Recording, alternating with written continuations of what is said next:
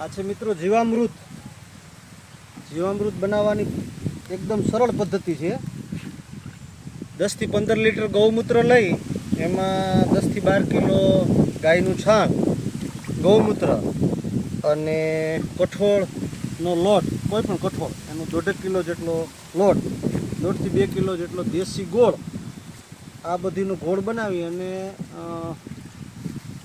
ખેતરની વચ્ચેની નહીં પણ શેઢાની અથવા રાફડાની માટી એ લઈને જો આને 10 થી 12 દિવસ સુધી એક પીપની અંદર રાખી બાકીનું પાણી નાખી અને એનો ઘોળ બનાવવામાં આવે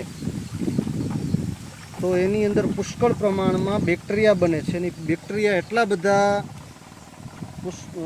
પોષક તત્વોથી સભર હોય છે કે જેનું આ ફળ તમે જોઈ શકો છો કે 8 મહિનાના જે આંબા છે એ આ જીવામૃતને આભારી છે.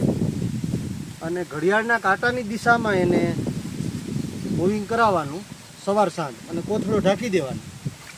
પછી આને પાણી સાથે પણ પાઈ શકો અથવા એને થોડે થોડે જઈ અને પેલું પાઈ શકો.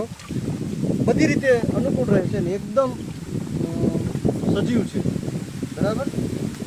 તો આ જીવામૃત છે અત્યાર સુધીમાં આ આંબાની કલમને 7 થી 8 બેરલ જીવામૃત છે એ પાયેલું છે. એની ફલશ્રુતિ રૂપે તમે જોઈ શકો છો કે સરસ મજાના આંબા છે. તો આવો નાનો એવો પ્રયાસ કરતા રહ્યો અને ધરતીને બચાવતા રહ્યો. જય હિન્દ, નમસ્કાર.